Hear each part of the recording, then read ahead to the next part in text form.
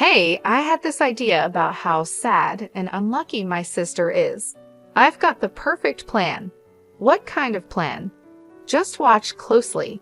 Mary put on a fancy wedding dress, the kind you would wear to a wedding. She walked over to the microphone. When she got it, she turned to the guests and said confidently, "Would anyone like to take my sister off our hands? She's not very educated and she's getting old, isn't she?" After she said this, Mary looked at her sister with a smug, mean smile, but she didn't realize how rude her actions were. The mood in the room changed quickly. People started whispering, and some guests gave Mary cold looks. Mary didn't notice and grabbed the microphone again. "Come on, sister, you need to sell yourself more. There are plenty of handsome doctors here. You really don't understand what you've done, do you?" In the next moment, something major and unexpected happened. "My name is Amy Schumer, a plain 31-year-old working woman. I don't have any outstanding features except for one unusual fact. After middle school, I pursued a career in law and became a lawyer. I have a sister named Mary who is 3 years younger than me. She's charming and sociable, so our family always treated her specially. I am not noticeable in appearance, just plain and average in style. I'm not especially charming, so my family and relatives never cherished me much. I hardly felt any affection and was treated coldly at home. I couldn't compete with Mary's natural charm, and she got all of our parents' love. All I received were harsh looks. I worked as hard as I could. I tried my best in my studies, earning good grades, hoping to get some attention from my family. But I could never outshine Mary. Eventually, I got tired of trying to win their love and decided to focus on something else. I gave up on being loved and put all my effort into studying. I promised myself that I would find my worth through my knowledge. Studying hard gave me confidence, and my efforts led to good results. I hoped that my success in school would one day earn me a word of praise from my parents. Holding on to this faint hope, I stayed up late every night, studying. Throughout middle school, I was always at the top of my class and did better than other students in every test. But even then, my parents never praised me. Instead, they often criticized my grades. It's not just about being at the top. You need to get nearly perfect scores in every subject. Yes, even if you score 98% in science, it's not perfect. But this recent exam was really difficult. I would try to explain. "Excuses again. Your insufficient efforts are why you end up with such results," my mother would say sharply. Her voice was as cold as ice. "Are you intending to flaunt those less than perfect grades?" All I could do was apologize. "Yes, I'm sorry," I murmured softly. No matter how much time and effort I invested, my results never matched my parents' idea of perfect. They never acknowledged my efforts. Any score less than 101% was just a reason for them to scold me. But more than my parents' coldness, my sister Mary's seemingly innocent words hurt more. "Oh, sister, you're not getting lectured again, are you?" She would come into my room without permission and smirk at my report card. Good grades and still scolded. That's sad. I get praise for barely passing. "Did you come here just to say that?" I asked, feeling frustrated. "I was worried maybe you were down again, but I didn't expect such a cold reception," Mary said, pretending to be concerned. "If you were really worried, you wouldn't speak to me like that," I replied, trying to keep calm. "See, that's your problem. You're always like this, so standoffish. That's why Mom and Dad don't show you love," Mary said, her gaze cold as ice. She looked down on me with unmistakable contempt. For a brief moment, her attitude was clear even as she left the room. After she was gone, I could hear her cheerful laughter with our parents from the living room. I should have been used to this by now, but the sadness overwhelmed me and tears ran down my cheeks. I had told myself many times that I didn't need my parents' approval and that Mary's words wouldn't affect me. Despite that, my emotions betrayed me, and I cried. In my hand was the crumpled report card, wrinkled from my tight grip. I resolved once again to stand on my own and escape from this stifling family environment. I decided that doing well in my studies and improving my abilities was the key to that escape. From that moment, I threw myself into my studies with even more determination. One day, as the autumn breeze swept through the classroom windows, I received an unexpected announcement from my father. "Amy, you will not go to high school. You will start looking for a job immediately," he stated coldly. I was at a loss for words, unable to hide my confusion. "Why would you say something like that?" I asked with a blank expression. "Further investment in you is unnecessary. If you want to go to high school, pay for it with your own earnings. If that's impossible, then you have no choice but to give up." But I'm still in middle school. Work opportunities are limited for me. How am I supposed to? My protest fell on deaf ears. "Then you must accept this. After discussing it with your mother, we've decided to focus our finances on Mary. We can't afford to spend more on you," he declared firmly. "That's not fair," I screamed internally, but my father's decision was final. His abrupt words seemed to drain all the color from the world around me, painting everything in shades of gray. My mother and sister looked at me with unhidden smiles, enjoying my misery. I understand much more now.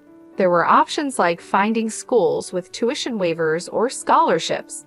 However, back then, without knowing how to access that information, I was simply devastated by the closure of my path to further education. Since that day, my passion for learning faded quickly.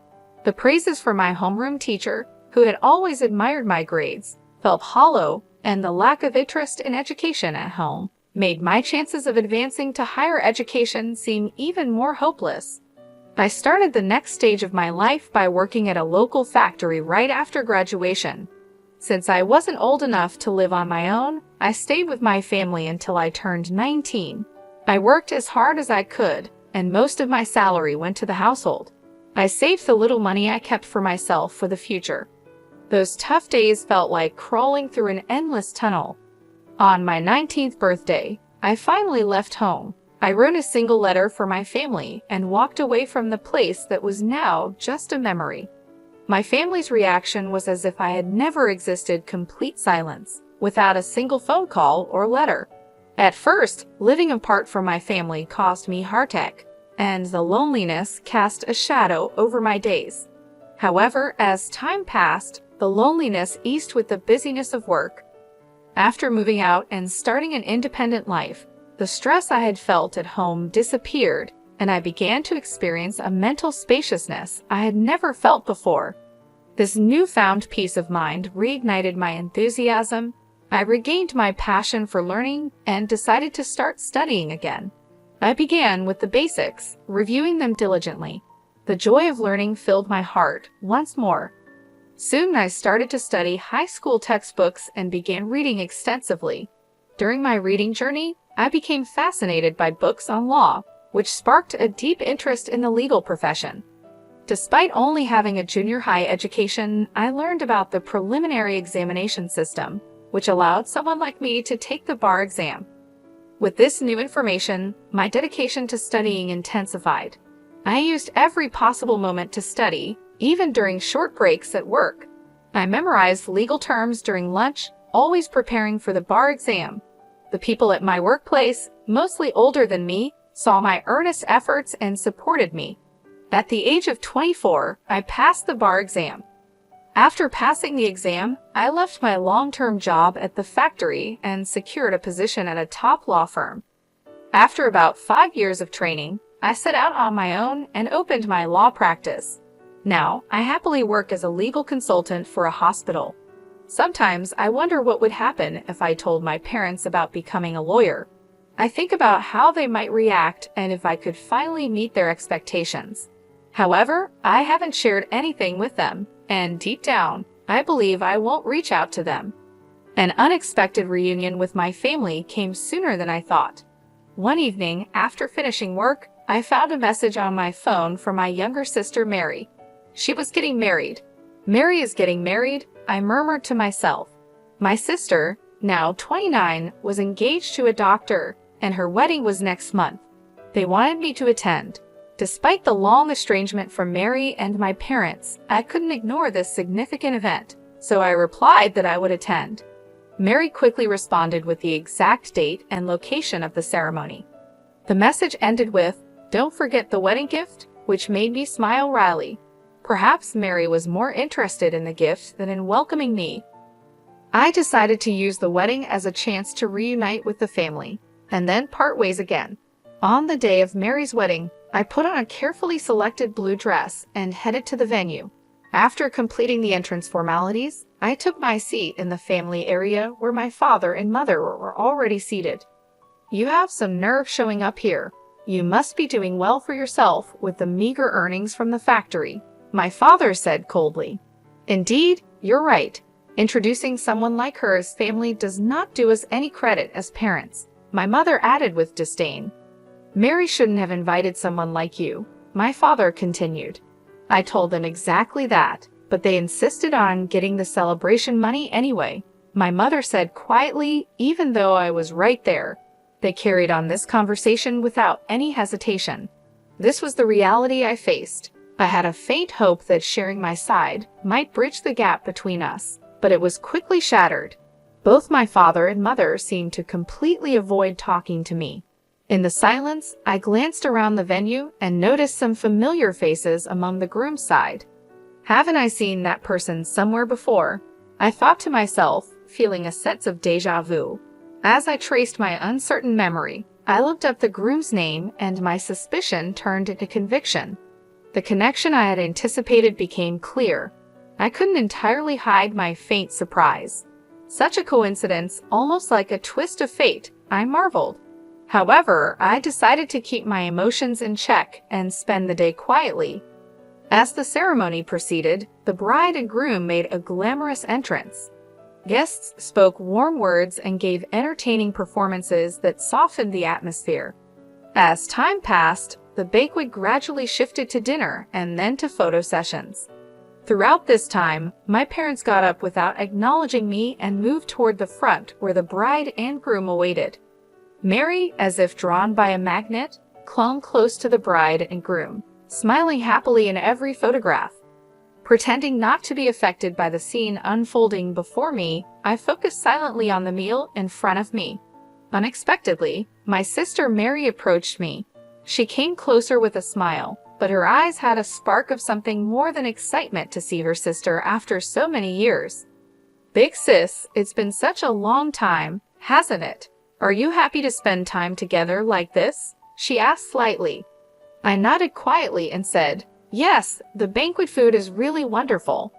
With a sarcastic smile, Mary continued, "You can't get such luxurious food at the factory you work at, can you? You should be grateful for this opportunity." Something inside me felt like it was being torn apart, but I didn't show it on my face. Mary's words became sharper, tauntingly piercing me. "Oh dear, did I upset you? I'm sorry, but it's natural for you to be envious, isn't it? Your little sister marrying a doctor and all." Mary said the words "I'm sorry" flippantly, as if they were meaningless. I kept my expression unchanged and quietly waited for my next move. At that moment, Mary whispered in my ear, "Big sis, because I feel sorry for you, I've come up with a great idea." Despite trying to stay calm, I asked with suspicion, "A great idea? What is it?" Mary, looking satisfied, said, "You'll see. Just watch closely." Wearing her elegant wedding dress, Mary gathered everyone's attention. She took a microphone from the staff and suddenly announced loudly to the guests, "Ladies and gentlemen, you may not be aware, but my sister is here. She may not have the highest education or be the youngest, but if there is anyone kind-hearted enough, could you please take her under your wing?" My face turned red. "What are you saying, Mary?" I exclaimed. Mary continued even louder. "Although she doesn't earn much and leads a modest life, is there someone here who can brighten my sister's future?" As everyone focused on me, Mary seemed to enjoy my discomfort with a smug smile. At that moment, a shocking scene unfolded. Mary's rude behavior escalated, and even our normally gentle parents joined in. "Please treat her kindly," my parents added. This was the last straw for me. Rage swirled within me. To ridicule someone so much at a happy event, how far would they go? I couldn't believe it. But now it was time for them to face reality. As the atmosphere shifted and murmurs spread through the venue, Mary, unaware she was the center of attention, cheerfully called out, "Amy, look, there are so many doctors here. It's your chance." I stayed silent but conveyed my strong will through my somber gaze. "This is the end for you." Confused, Mary responded, "Eh?"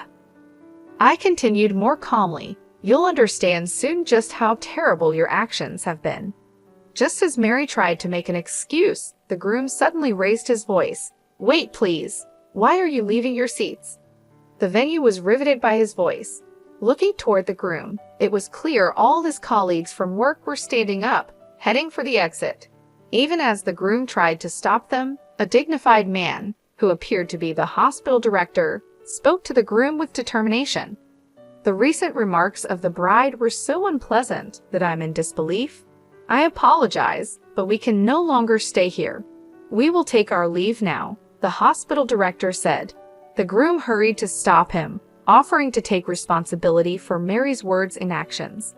"Please wait. I admit her words were inappropriate. I'll speak to her directly and ensure she changes her behavior." However, the hospital director pointed out the gravity of the issue and revealed something the groom didn't know. "The problem isn't just that. Do you not know what kind of person her sister is?" The groom, confused, admitted, "No, I only met her sister for the first time today. All I've heard is that she worked in a factory after graduating from middle school." The hospital director couldn't hide his irritation. "Don't be ridiculous. Her sister is a respected lawyer and serves as the legal advisor to our hospital." The groom was shocked to learn this, indicating he had no idea I was the hospital's legal advisor. Mary and my parents were also speechless. I was the legal advisor of the hospital where Mary's fiancé worked. I had seen him several times at hospital events, which is why he looked familiar. The other guests probably realized this too. Mary's inappropriate comments only made things worse, and that's why the hospital director was so outraged.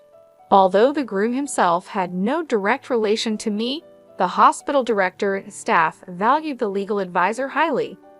The groom's face turned red, and he stepped toward Mary, raising his voice. "What on earth is this? Because of your carelessness, my reputation is now tarnished." Mary stumbled over her words, then defended herself like a bewildered child. "It's not like that. I truly had no idea my sister was in such a prestigious position." Growing more indignant, the groom continued to scold Mary. "Ignorance is no excuse. How can you speak so lightly and disrespectfully of your own sister? Your behavior is disgraceful. You've truly lost sight of what's valuable." Mary, desperately trying to explain, pleaded, "Wait a minute, listen, I have a good reason." However, the groom, without giving her a chance to explain, declared decisively, "The marriage is off. I have no interest in hearing your excuses. Our engagement ends here." Shocked by his words, Mary collapsed on the spot, her complexion turning deathly pale. In a fit of anger, the groom stormed out of the wedding hall along with the other guests.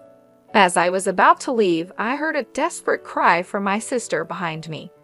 "Please help me, Amy." Without being swayed by her cries, I confronted her with a stern tone. "Help you? Why should I?